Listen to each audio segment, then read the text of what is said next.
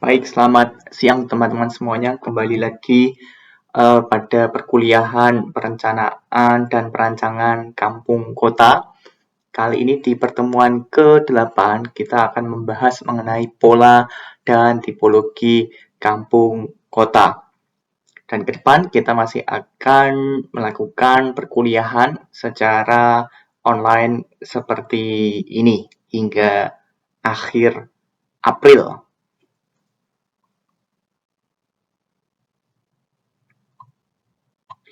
Ya, pada sesi ini, capaian khusus perkuliahan adalah rekan-rekan bisa menjelaskan terkait dengan informal morfologi dan tipologi dari kampung kota di Indonesia.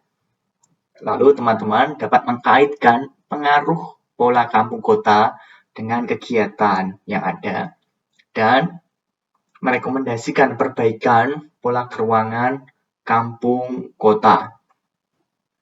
Nah, diharapkan di capaian khusus pembelajaran ini teman-teman bisa berpikir kritis terkait kenyataan bahwa kampung kota di Indonesia itu sebagian besar terjadi secara tidak terencana atau unplanned settlement, di mana penduduk membangun rumahnya sendiri pada lahan-lahan yang ada, dan itu yang mengakibatkan bentuk dan pola jaringan jalan itu menjadi tidak teratur atau semrawut. Dan di situ teman-teman harus bisa memberikan rekomendasi dalam artian adalah rekomendasi yang tidak terlalu radikal, dalam artian merubah bentuk atau merubah struktur kampung kota secara utuh, tapi melihat pada kesempatan-kesempatan apakah kita bisa memperbaiki.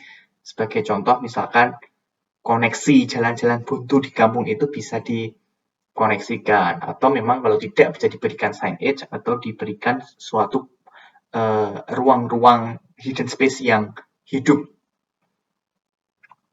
Dan ya, kenyataannya di sini kita bisa memperhatikan dari gambar ini, kampung kota yang ada di Jakarta dan yang ada di Malang secara fisikal memang padat ya rekan-rekan.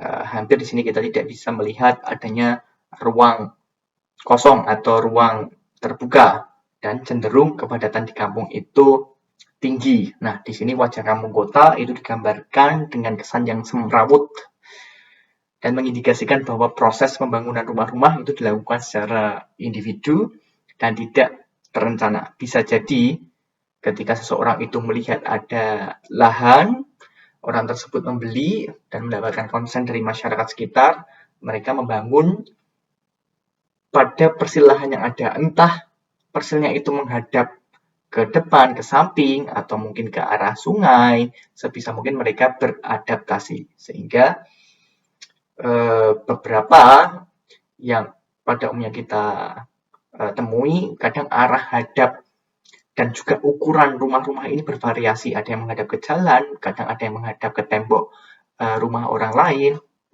dan juga adaptasi keruangan di kampung kota ini cukup tinggi. Dan yang membuat unik dari prosesnya adalah hunian di kampung kota atau rumah-rumah itu dibangun terlebih dahulu, baru mereka izin untuk mendapatkan IMB-nya atau mendapatkan izin membangun rumah. Dan kita akan membahas mengenai pola serta tipologi. Namun sebelum itu, teman-teman harus bisa mengetahui definisi terkait dengan pola dan juga tipologi. Pola itu bisa diartikan sebagai bentuk pengulangan atau pattern. Morfologi itu mempelajari mengenai bentuk-bentuk. Nah, seperti pada gambar di bawah ini adalah perkembangan kampung kolonial di Batavia pada tahun 1866 hingga 1940. Terjadi secara tidak terencana. Kita bisa melihat core-nya itu pada mungkin ada ruang terbuka di bagian tengah. Ini mungkin merupakan alun Nah, pada alun-alun di sini. Nah, di sini kita bisa mengetahui nanti arah perkembangannya kemana, apakah mengikuti jaringan jalan atau mengikuti pada pusat-pusat pertumbuhan yang ada pada saat itu. Dan di sini bentuk paling banyak diperhatikan itu terkait dengan bentuk fisiknya. Bisa kita melihat dari grainnya, besar kecilnya, ukuran bangunan, komposisi antara satu bangunan dengan bangunan yang lainnya.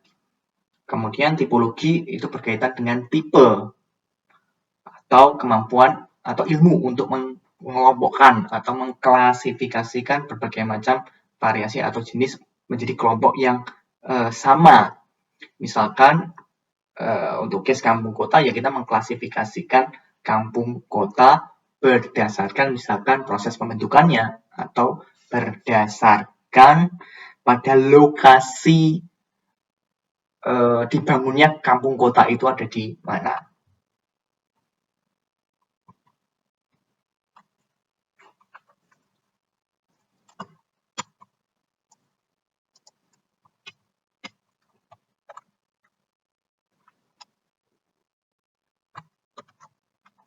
Ya, pada gambar ini kita bisa melihat bentuk atau block pattern dari suatu kota. Ada New York, ada Paris, ada Atlanta, dan Tunisia. Di sini kita bisa melihat bahwa New York itu memiliki pola linkage atau memiliki pola jaringan jalan atau pola block plan yang grid, perfect grid. Sedangkan Paris ini meskipun memiliki pola pentagram, namun kita masih bisa melihat bahwa pola block pattern ini atau block plan-nya adalah direncanakan. Begitu juga dengan yang Atlanta. Namun di Tunisia kita bisa melihat bagian mana yang berkembang lebih awal secara tidak direncanakan atau kita bisa menyebutnya adalah bagian old town-nya dibandingkan dengan area yang direncanakan. Jadi untuk gambar yang Tunisia ini kita bisa melihat lingkaran orange ini merupakan area yang pada awal masa berkembangnya itu tidak direncanakan. Begitu juga dengan di kota-kota di Italia dulu atau kota-kota di Eropa ada bagian yang bisa disebut sebagai kota tua, itu merupakan area yang tidak bisa tidak dibilang direncanakan, namun sebenarnya juga direncanakan, namun mereka tidak memiliki pola atau pattern yang relatif lebih formal seperti itu.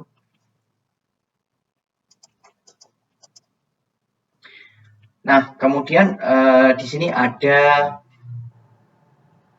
transisi ya, bentuk dari hubungan antara arsitektural dan urban design untuk mengidentifikasikan mana yang formal dan mana yang informal dan mana yang berada pada zona tengah-tengah atau mix-nya.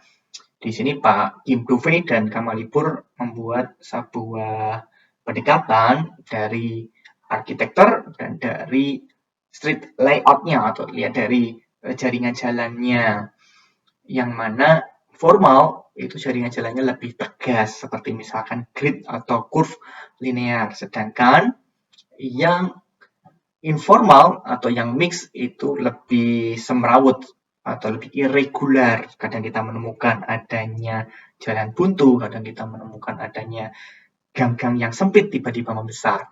Dan untuk arsitekturalnya atau untuk bangunannya itu yang formal itu lebih tertata, size-nya sama, ukuran bangunannya sama, persilnya sama, dan jarak antara satu bangunan dengan bangunan sama. Sedangkan di informal itu jaraknya tidak sama, lalu juga arah hadap orientasi bangunannya tidak beraturan, ukurannya tidak beraturan, dan kerapatannya cenderung lebih tinggi. Nah, dengan pendekatan ini kita lebih mudah untuk mengidentifikasikan mana bentuk-bentuk yang formal sama bentuk-bentuk yang informal.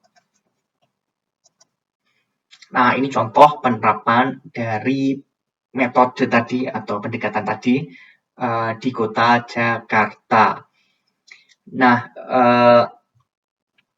ternyata kalau kita lihat, ya ada, kita tidak bisa, ya mungkin sebagian, hampir separuh itu merupakan permukiman kampung informal dan informal mix di sini. Sedangkan yang formal hanya ada beberapa mungkin permukiman-permukiman yang direncanakan yang gated community seperti itu. Dan ya di Jakarta tuh ada yang, jadi secara keseluruhan model permukiman di Jakarta tuh ada yang atau gabungan dari formal informal. Namun lebih banyak kita lihat dengan informal morfologinya.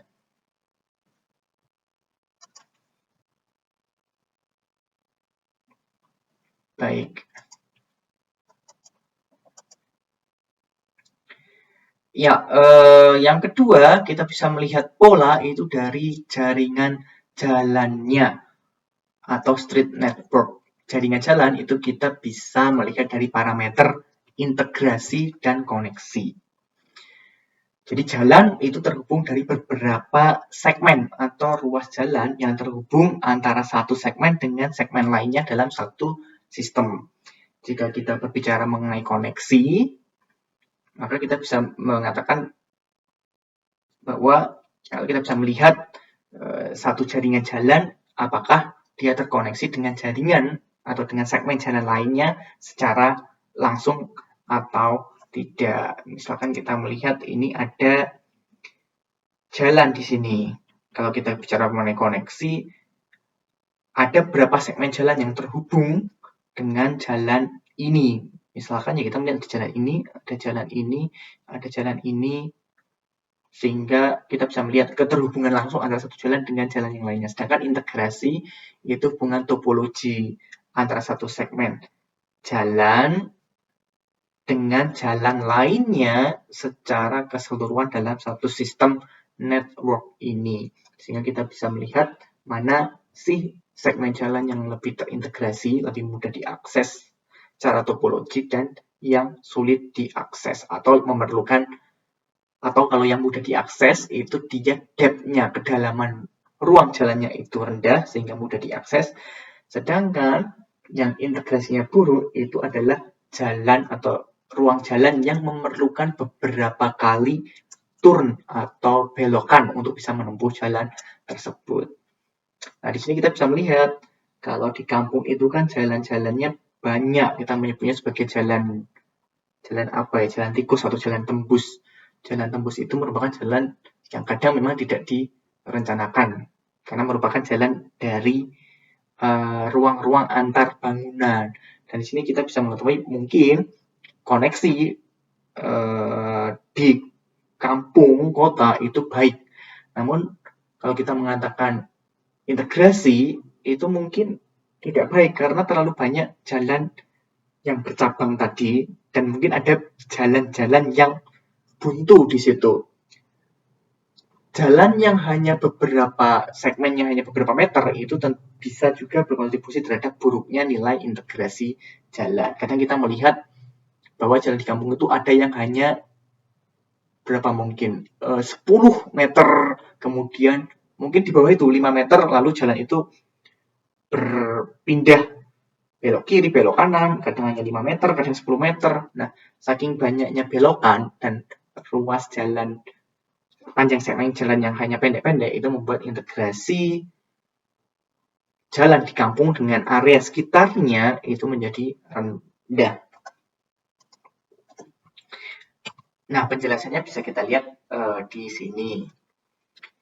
Yang konektivitas, itu kita bisa melihat banyaknya jalan-jalan yang terhubung antara satu jalan dengan jalan yang lainnya. Di sini kita bisa melihat bahwa memang kadang segmen-segmen jalan itu pendek-pendek, mungkin rata-rata hanya 5 meter, sehingga kalau kita lihat koneksinya, jaringan jalan yang baik, koneksinya itu berada di yang bagian merah ini, ruas jalan di merah ini dan ini. Sedangkan yang di dalamnya itu rendah. Dan di sini kita bisa melihat dari overlay aktivitas manusia di dalam kampung itu tersebar ada di pinggir sungai dan di jalan-jalan yang koneksinya tinggi. Kita melihat integrasi global. Jadi integrasi global itu adalah hubungan satu ruas jalan dengan ruas jalan yang lainnya dalam satu sistem utuh. Dalam artian, kalau kita memilih satu jalan di kampung dengan jalan lain di kampung, tanpa mempertimbangkan berapa jumlah turun yang harus kita ambil, maka jalan-jalan inilah di bagian edge ini merupakan jalan-jalan dengan atau ruas jalan dengan tingkat integrasi yang tinggi. Artinya, jalan-jalan ini dan jalan-jalan yang warna merah ini adalah jalan yang bisa mengkoneksikan antara edge dengan area kampung. Sedangkan untuk yang lokal integrasi adalah ruang-ruang jalan di mana manusia atau masyarakat bisa menempuh dalam 3 kali pilihan jalan atau 3 kali mengambil belokan. Nah, di sini kita bisa melihat bahwa jalan-jalan itu sampai ke bagian dalam karena banyaknya tikungan-tikungan di dalam kampung. Ya, sebagian besar kalau kita lihat aktivitas di dalam kampung itu banyak terlihat di pinggir sungai, di riverbank di sini. Karena ruang tersebut merupakan ruang terbuka satu-satunya yang ada di kampung dan memberikan sirkulasi udara yang cukup bagi masyarakat dan juga sebagai tempat sosial. Lalu yang kedua berada di pinggir-pinggir jalan dengan tingkat integrasi global dan lokal yang tinggi. Oke, jadi peta ini menggambarkan bagaimana pola dari kampung kota itu bisa dinilai dari street network integrasi dan nilai koneksinya. Lalu pola kampung kota itu juga kita bisa melihat dari parameter kepadatan, mix-nya juga fungsional mix, dan juga public-private interface. Kepadatan itu yang sebagaimana sudah kita tahu adalah kepadatan bangunan di sini. Dan berdasarkan Permen PU, jika kepadatan itu bisa dikatakan tinggi jika dalam 1 hektar itu ada 400 household atau ada 400 rumah. Jadi kepadatannya cukup tinggi ya, sehingga memberikan kesan crowded juga. Baik kepadatan itu horizontal maupun kepadatan vertikal atau berapa lantai bangunan yang ada. Semakin vertikalnya tinggi, ya otomatis kepadatannya juga semakin tinggi seperti yang ada di Wallet City-nya di Cina atau di Hong Kong. Lalu functional mix. Functional mix itu adalah fungsi-fungsi ganda di luar permukiman yang ada di kampung kota. Pada umumnya, rumah-rumah di sana difungsikan sebagai tempat usaha dengan adaptasi ruang yang sebagaimana usahanya itu bisa dibentuk dan masyarakat di sana tidak terlalu ambil pusing karena mungkin ada konsen yang ada social cohesion yang cukup baik sehingga mereka karena merasa sama juga pada golongan kelas ekonomi menengah ke bawah mungkin mereka bisa merubah ruang berdasarkan konsen tetangga atau masyarakat sekitar untuk berusaha untuk jualan. Lalu public-private interface di sini. Ini adalah ruang transisi publik dan privat yang abu-abu di dalam kampung kota. Jadi sebetulnya kalau kita melihat ada rumah dengan teras, sebetulnya teras itu merupakan ruang transisi yang mana bisa bersifat private juga bisa bersifat publik. Masyarakat atau tetangga lainnya bisa mengokupasi teras tersebut atau ruang muka depan rumah untuk bersosialisasi. Nah, sini saya sudah memberikan referensi dari bukunya, dari publikasinya Pak Dufay dan Pak Hisam Kalipur dengan judul Incremental Urbanism. Beliau melakukan penelitian ini sebagai salah satu wujud bahwa informal morphology ini kompleks dan menarik untuk dipelajari lebih lanjut. Dan informal morphology ini banyak cirinya pada kampung kota tipikal di Asia Tenggara dan lebih umum mungkin di Indonesia. Ya, nah pada gambar ini kita bisa mencermati bahwa kepadatan di kampung kota ini tinggi ya. Kita bisa melihat pada kasus di kampung kota di Klong Tei di Bangkok. Pada gambar di kiri 100x100 ini dari atas ya kelihatan rumah semua ya, jalan-jalan mungkin di antara bangunan yang ketutup oleh seng. Dan ketinggian bangunannya itu ya rata-rata dua lantai. Dan kalau kita lihat dari functional mix-nya, ya sebagian besar permukiman sebagai tempat untuk tinggal di sini. Namun tidak memungkinkan ada ruang-ruang sosial untuk visit dan juga ruang untuk bekerja di bagian muka depannya ini untuk bekerja secara informal. Dan bisa kita lihat pada gambar di bawah ini, ya rata-rata 2 lantai ya, ini 2 lantai. Jarak antar satu bangunan dengan bangunan lainnya ini mungkin hanya sekitar 3 meter sebagai jalan. Masyarakat memarkirkan kendaraan motornya di ruang jalan. Lalu kalau kita lihat gambar di kanan terkait dengan public-private interface, muka depan dari suatu bangunan itu ternyata bisa digunakan untuk ruang jalan ya di sini. Dan di sini merupakan ruang sosial. Permeable di sini ini ada masyarakat. Kalau yang gambarnya adalah di mana pintu masuknya, entrance ya. Jadi rumah ini menghadap ke jalan ini, atau bahasa Inggrisnya ringiness, atau di mana sih pintu atau frontage dari satu bangunan, apakah menghadap jalan atau menghadap bangunan yang lainnya. Dan ini kita bisa melihat dari solid dari figure ground, ya bangunan-bangunan ini menghadap ke jalan, di mana pintu masuknya itu menghadap ke jalan. Ya ini public-private interface-nya jalan. Ya mereka mengadaptasikan ruangnya untuk berjualan dan sebagai ruang sosial. Ada juga yang untuk jualan, untuk menjemur pakaian dan untuk beribadah.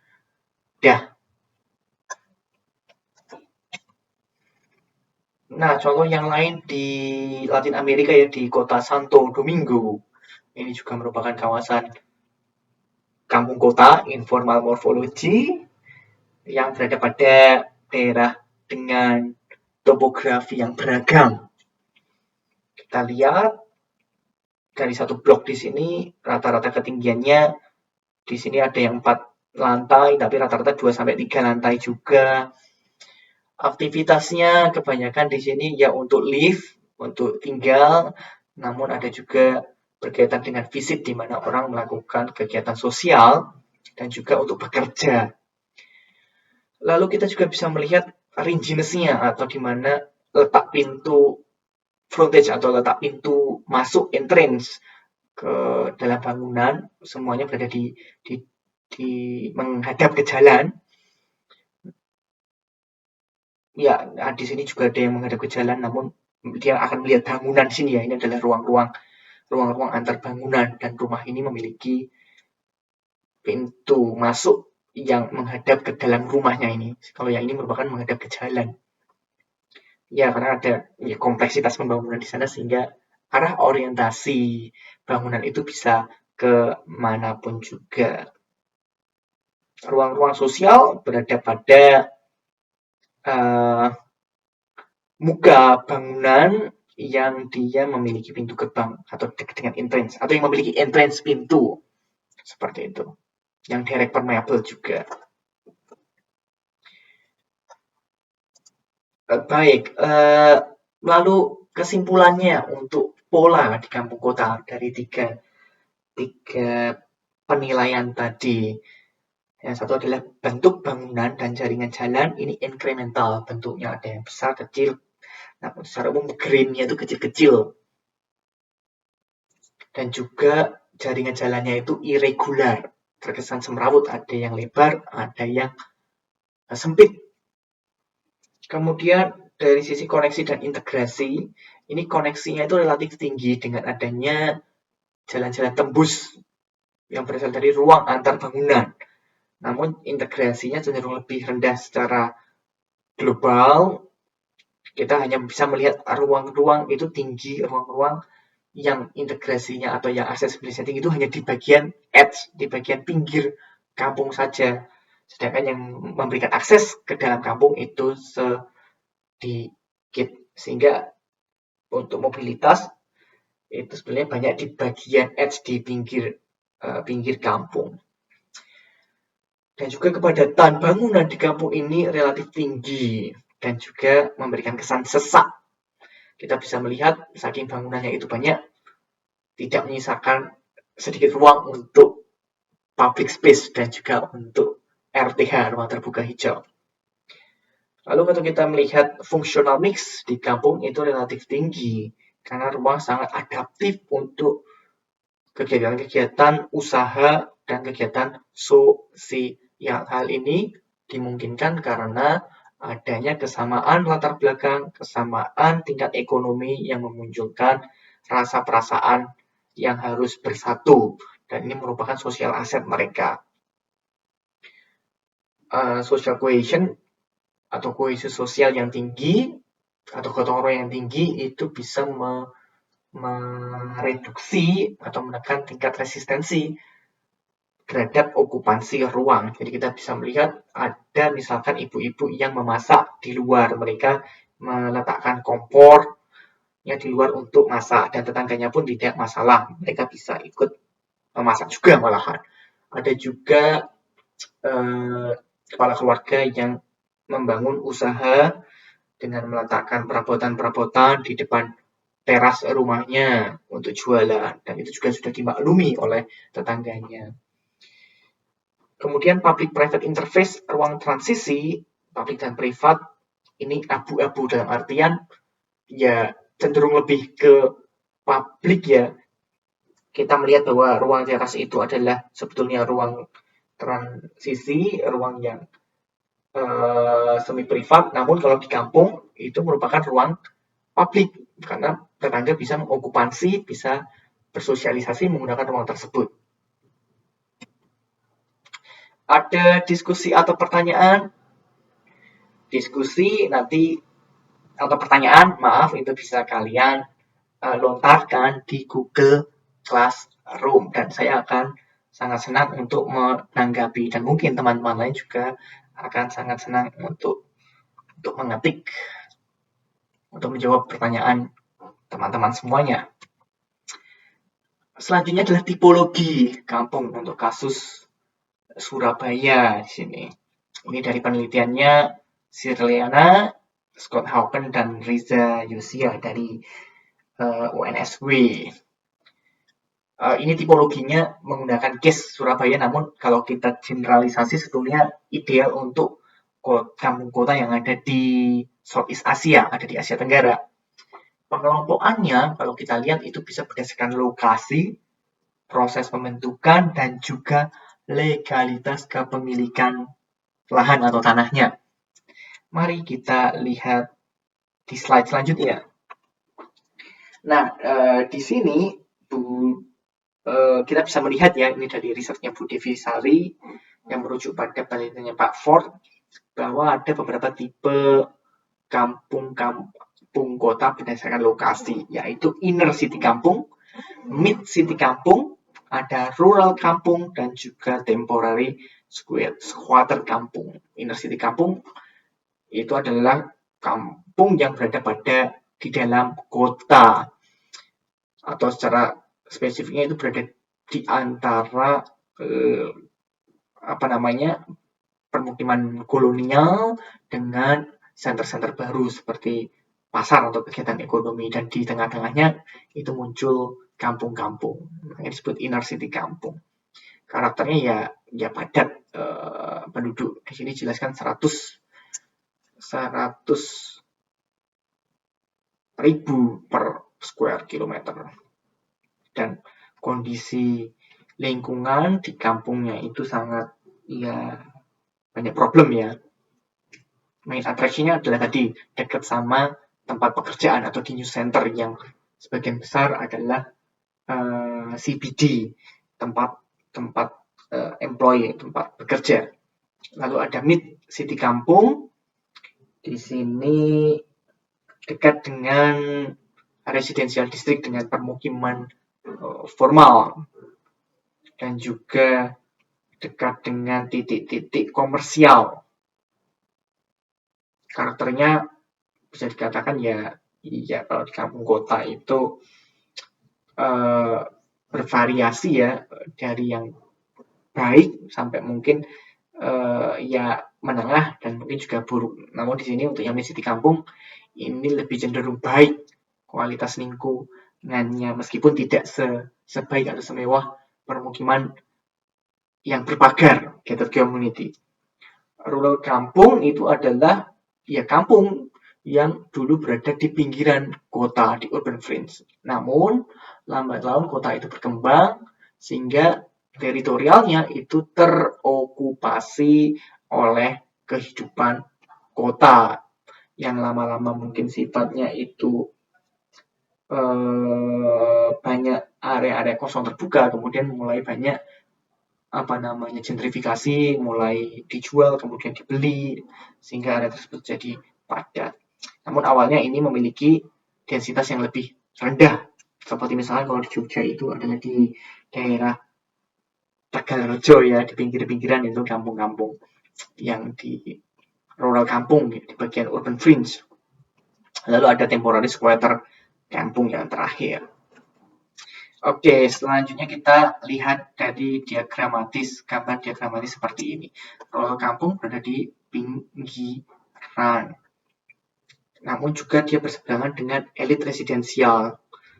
Dari Garden City-nya Pak Ebenezer Howard ini yang direncanakan secara matang, ada jalur transportasi, namun juga ada kampung, ada rural kampung yang lebih alami, lebih tidak terencana di sini. Lalu Mid City Kampung itu dekat dengan area-area komersial CBD, dan di samping ini adalah Inner City Kampung dengan kondisi yang lebih mungkin tadi banyak problemnya atau mungkin lebih terkesan slum. Dan yang di bagian tengahnya ini adalah Colonial City. Nah, untuk yang kelas Chinese Commercial Zone ini berada di sini, dan permukiman China itu mendekati dengan Chinese Commercial Zone. Nah, kita bisa melihat diagram ini untuk kota-kota yang memiliki historis seperti di Jogja dan juga di Surakarta, di Cirebon, dan di Batavia. Oke, ini untuk kasus dari penelitian dokternya Bu Serliana. Untuk kasus Surabaya, ini bisa diidentifikasikan Inner City Kampung dekat dengan CBD, dekat dengan pusat struktur ekonomi. Lalu ada Old City Kampung dekat dengan area kolonial, dan ada City Fringe Kampung tersebar di bagian, atau rural kampung tersebar di bagian peri-peri kota. Di sini kepadatannya lebih tipikal lebih rendah dan juga lebih masih kualitasnya masih baiklah. Lalu ada coastal kampung yang berdiri di pinggir laut, seperti di Balikpapan itu juga ada dekat dengan Pertamina, kondisinya relatif buruk. Mohon maaf, mereka membangun bangunan itu di atas struktur kayu, di atas bakau. Mungkin hampir sama juga dengan case di Surabaya ini. Lalu ada riverbank kampung, atau kampung yang berdiri secara sporadis, mengambil lahan secara tidak legal di bantaran-bantaran sungai, atau squatter kita nyebutnya. Dan juga ada railways kampung, adalah kampung yang yang dibangun secara sporadis juga, squatter di pinggiran rel kereta api, di sempadan kereta api. Yang terkenal itu di Thailand ya, ada pasar, ada kampung, ada pasar yang dibangun di dekat rel kereta api. Jadi kalau misalkan keretanya sedang lewat, jadi para penjual tersebut harus membenahi dagangannya secara cepat. Namun tentu sudah ada pemberitahuan, ada suara-suara kereta api, sehingga mereka bisa mempersiapkannya secara cepat.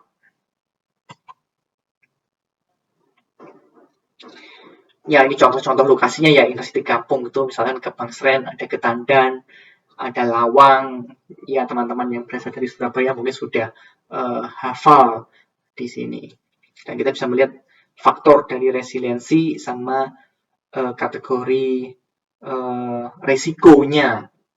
Kalau misalkan coastal kampung, ini ternyata resiko lingkungan, bencana lingkungan, bencana alam, atau lingkungannya buruk di situ. Dan riverbank kampung itu juga resikonya terkait dengan fisik dan juga lingkungan.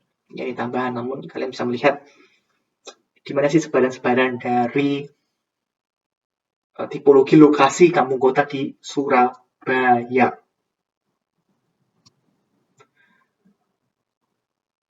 Ini penjelasannya, inner city di Jakarta, dekat dengan CBD. Kalau kita melihat edge-nya, itu dikelilingi oleh bangunan-bangunan tinggi-tinggi komersial, lalu sangat padat, tidak ada ruang terbuka, dan jaringan jalannya ya di kampung itu sangat tidak jelas ya, irregular. Lalu riverbank kampung, ini banyak di Indonesia dan banyak menjadi perhatian ketika ada proses revitalisasi, bukan ada proses naturalisasi sungai. Ya, ini kampung di Malang. Kalau di kota Yogyakarta kalian bisa melihat ada kampung Code, di bantaran sungai Code, Winongo, dan juga Gajah Wong. Di sini karakternya sungai ini sebagai membatasi, mensegregasi koneksi kampung yang di sebelah kiri dan sebelah kanannya. Namun ada juga kepemilikan lahannya ini mungkin ngindung ya, kalau di Yogyakarta itu ngindung tanah sultan. Kalau di Malang ini mungkin squatter, mereka merambah lahan di sempadan sungai yang tidak bertuan. Ya, hampir sama railway kampung sini, yang ya kampung yang berada di sepanjang jalur rel kereta api. Ini ya gambaran-gambaran dari kasus Surabaya tadi, inner city kampung ini lebih memberikan gambaran situasi seperti apa sih ternyata inner city kampung. Kalau kita lihat ya, karena kasus Surabaya itu sudah sebagai contoh yang baik ya, kotanya penataan permukimannya juga baik. Jadi kampung-kampung di sana itu baik yang inner city, old town, kemudian city fringe, kualitasnya baik lah. Terutama yang city fringe atau kampung-kampung di pinggiran kota ini lebih asri, jalan-jalan lebih lebar dibandingkan dengan yang inner city, lebih padat tentunya. Dan yang di riverbank ini yang kondisinya, dan railway kampung ini kondisinya menurut saya buruk dibandingkan dengan yang kampung-kampung lainnya. Oke, secara proses pembentukannya itu ada yang tidak direncanakan sama sekali. Dalam artian masyarakat membangun rumahnya sendiri pada lahan yang tersedia, pada parsel lahan yang bentuknya apapun yang ada dibangun. Mereka membangun dulu, baru meminta legal paper kemudian.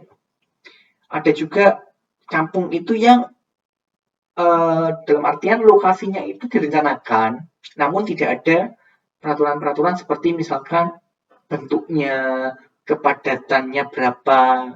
Karena kalau kita lihat permukiman yang ada di Indonesia itu sudah ada lebih dulu dibandingkan dengan peraturan-peraturan tata ruang pada level misalkan RDTR. Lalu kolonial kampung di sini dibentuk secara sengaja dan terencana pada masa penjajahan. Pada umumnya tujuannya itu untuk melakukan segregasi. Mereka itu dikelompok-kelompokkan. Ada yang pecinan itu untuk yang warga Tionghoa, kemudian juga ada kampung Arab sama kampung pribumi. Lalu kontemporer kampung di sini ini adalah tipikal lingkungan permukiman ini yang berkembang secara formal, namun ya biasa kita menyebutnya kampung ya seperti di Yogyakarta, bahkan permukiman yang relatif baik di dalam keraton kita nyebutnya adalah ada kampung Bukisan, kampung Ratmakan, ada kampung ya kita menyebutnya kampung sebagai suatu simbol atau nama historis dari permukiman yang ada di kota Yogyakarta. Secara kepemilikan lahan, itu kita melihat ada formal kampung. Ini mereka memiliki status legal lahan. Jadi mereka mengurus izinnya terlebih dahulu, IMB, izin apa ya, surat sertifikat tanah dan juga untuk izin mendirikan bangunan. Lalu ada slum-like kampung di sini. Ini kampung yang unplanned, artinya tidak direncanakan. Mereka punya legalitas lahan atau diberikan status legal untuk menempati lahan, namun kondisi tempat tinggalnya itu di bawah standar. Misalkan air bersihnya tidak terlalu baik, kemudian sanitasinya buruk, mereka punya WC komunal misalkan. Kondisi bangunannya semi permanen dengan material yang murah. Ini kebanyakan permukiman-permukiman di bantaran sungai, kampung di bantaran sungai, ini slum-like kampung. Artinya kampung tapi yang memiliki ciri-ciri slum, kumuh. Lalu ada squatter kampung. Ya, lingkungan permukiman atau kampung yang mana